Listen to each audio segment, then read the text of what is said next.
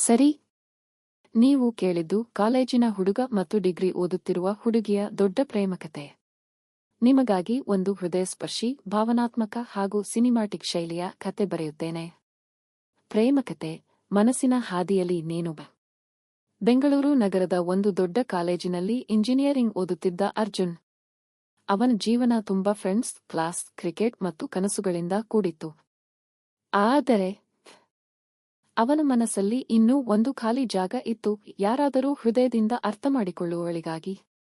ಅದೇ ಕಾಲೇಜಿನ ಪಕ್ಕದ ಡಿಗ್ರಿ ಕಾಲೇಜಿನಲ್ಲಿ ಆಶಿಕಾ ಓದುತ್ತಿದ್ದಳು. ಕನ್ನಡ ಸಾಹಿತ್ಯದಲ್ಲಿ ಅವಳಿಗೆ ಅಪಾರ ಆಸಕ್ತಿ. ಅವಳು ಸರಳ, ನಗುವಿನಲ್ಲೇ ಮನಸ್ಸು ಗೆಲ್ಲುವ ಹುಡುಗಿ. ಪುಸ್ತಕ, ಕವನ, ಪೇಂಟಿಂಗ್ ಇವುಗಳಲ್ಲೇ ಅವಳ ಪ್ರಪಂಚ. ಮೊದಲ ಭೇಟಿಯ ಕ್ಷಣ. ಒಂದು ದಿನ ಕಾಲೇಜಿನ ಗ್ರೌಂಡ್ನಲ್ಲಿ ನಡೆದ ಇಂಟರ್ ಕಾಲೇಜ್ ಕಲಾ ಮೇಳದಲ್ಲಿ ಅರ್ಜುನ್ ಮತ್ತು ಆಶಿಕಾ ಎದುರು ಬಂದರು. ಅರ್ಜುನ್ ತನ್ನ ಕಾಲೇಜು ತಂಡಕ್ಕೆ ಕ್ರಿಕೆಟ್ ಪಂದ್ಯವನ್ನು ಮುನ್ನಡೆಸುತ್ತಿದ್ದ. ಆಶಿಕಾ ತನ್ನ ತಂಡಕ್ಕೆ ನೃತ್ಯ ಪ್ರದರ್ಶನ ಮಾಡುತ್ತಿದ್ದಳು. ಮೇಳದ ಕೊನೆಯಲ್ಲಿ ಅವಳಿಗೆ ಪ್ರಶಸ್ತಿ ಕೊಡಲು ವೇದಿಕೆಯಲ್ಲಿ ಕರೆಸಿದಾಗ ಅರ್ಜುನ್ ತಾನೇ ಪ್ರಶಸ್ತಿ ನೀಡುವ ಜವಾಬ್ದಾರಿ ಪಡೆದಿದ್ದ. ಅವಳು ಮಿಂಚಿದ ನಗುವಿನೊಂದಿಗೆ ಧನ್ಯವಾದ ಎಂದಾಗ ಅರ್ಜುನ್ನ ಹೃದಯದಲ್ಲಿ ಏನೋ ಚುಕ್ಕಾಣಿ ಹೊತ್ತಿದಂತೆ ಆಯಿತು. ಸ್ನೇಹದಿಂದ ಪ್ರೇಮಕ್ಕೆ.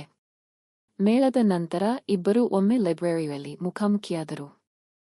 ಆಶಿಕಾ ಹಳೆಯ ಕವನ ಸಂಕಲನ ಹುಡುಕುತ್ತಿದ್ದಳು. ಅದೇ ಪುಸ್ತಕವನ್ನು ಅರ್ಜುನ್ ಕೂಡ ನೋಡಲು ಬಂದಿದ್ದ. ಸಣ್ಣ ಸಂಭಾಷಣೆ ಶುರು, ನಂತರ ಅದು ದೀರ್ಘ ಚರ್ಚೆಯಾಯಿತು.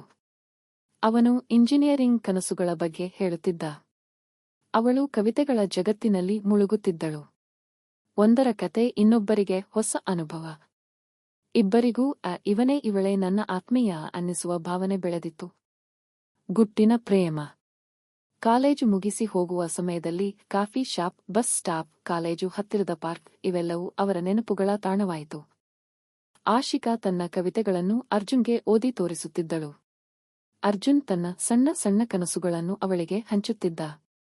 ಒಂದು ಮಳೆಯ ದಿನ ಬಸ್ ಬರಲು ತಡವಾಗಿದ್ದಾಗ ಅರ್ಜುನ್ ಧೈರ್ಯ ಮಾಡಿಕೊಂಡು ಹೇಳಿದ, ಆಶಿಕಾ, ನಿನ್ನಿಲ್ಲದೆ ನಾನು ನನ್ನ ಭವಿಷ್ಯವನ್ನು ಊಹಿಸಲಾರೆ. ನಿನ್ನನ್ನು ನಾನು ಪ್ರೀತಿಸುತ್ತೇನೆ. ಅವಳ ಕಣ್ಣಲ್ಲಿ ಮೌನದ ಕಣ್ಣೀರು ಹೊಳೆಯಿತು. ಅವಳು ನಿಧಾನವಾಗಿ ಹೇಳಿದಳು, ಅರ್ಜುನ್, ನಾನು ಕೂಡ ಇದೇ ಮಾತು ಹೇಳಬೇಕೆಂದು ಎಷ್ಟು ದಿನಗಳಿಂದ ಕಾಯುತ್ತಿದ್ದೆ. ಅಡೆತಡೆಗಳು. ಆದರೆ ಪ್ರೇಮದ ದಾರಿ ಸುಲಭವಿರಲಿಲ್ಲ. ಆಶಿಕಾದ ಕುಟುಂಬ ಅವಳಿಗೆ ಬೇರೆ ಮ್ಯಾಚ್ ನೋಡುತ್ತಿದ್ದರೆ ಅರ್ಜುನ್ನ ಕುಟುಂಬ ಮೊದಲು ಓದನ್ನು ಮುಗಿಸು ಎಂದು ಒತ್ತಾಯಿಸುತ್ತಿತ್ತು. ಅವರಿಗೆ ಬೇಕಾಗಿದ್ದದ್ದು ಒಂದೇ, ತಾಳ್ಮೆ ಮತ್ತು ವಿಶ್ವಾಸ. ಅರ್ಜುನ್ ತನ್ನ ವಿದ್ಯಾಭ್ಯಾಸ ಮುಗಿಸಿ ಸಾಫ್ಟ್ವೇರ್ ಎಂಜಿನಿಯರ್ ಕೆಲಸಕ್ಕೆ ಸೇರಿದ್ದ.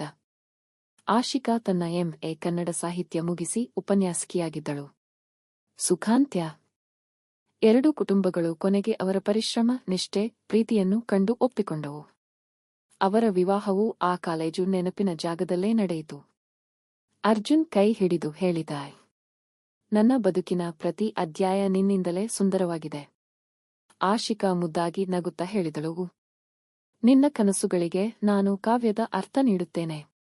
ಹೀಗೆ ಕಾಲೇಜು ಹುಡುಗ ಮತ್ತು ಡಿಗ್ರಿ ಹುಡುಗಿಯ ಪ್ರೇಮಕತೆ, ಮನಸ್ಸಿನ ಹಾದಿಯಲ್ಲಿ ನೀನು, ಪ್ರೀತಿಯ ತಾಳ್ಮೆ, ಕನಸು ಮತ್ತು ಬಾಂಧವ್ಯದ ಪ್ರತೀಕವಾಗಿ ಉಳಿಯಿತು. ನಿನಗೆ ಇಷ್ಟವಾದರೆ ಈ ಕಥೆಯನ್ನು ಇನ್ನಷ್ಟು ಡ್ರಾಮಾ, ಫ್ಯಾಮಿಲಿ ಎಮೋಷನ್ ಅಥವಾ ಸಿನಿಮಾ ಶೈಲಿಯಲ್ಲಿ ಮುಂದುವರೆಸಬೇಕೇ?